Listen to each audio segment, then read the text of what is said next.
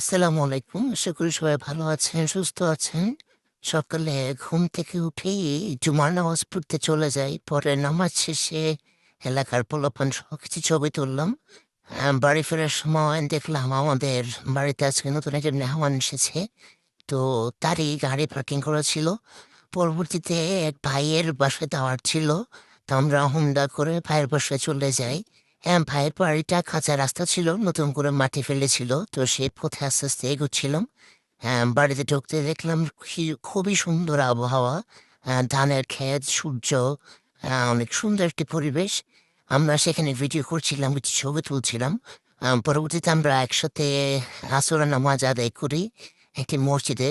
আসরের নামাজ শেষে আবার ভাইয়ের বাসায় যাই মিঠাপুর ধরে।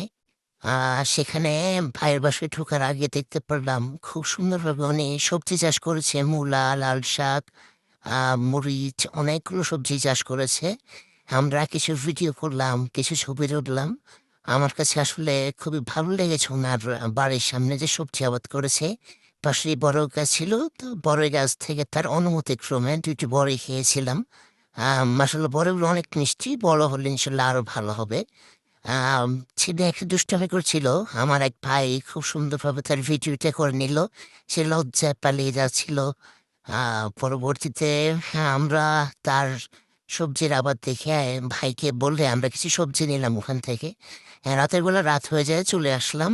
আসার পথে ২ টো কুকুরকে ভাই পণ খাওয়াচ্ছিল। তো আজকের ব্লগ আসলে এ পর্যন্তই। পরবর্তীতে বাসায় চলে আসি। ইনশাআল্লাহ দেখা হবে অন্য কোনো ব্লগে। আসসালামু আলাইকুম।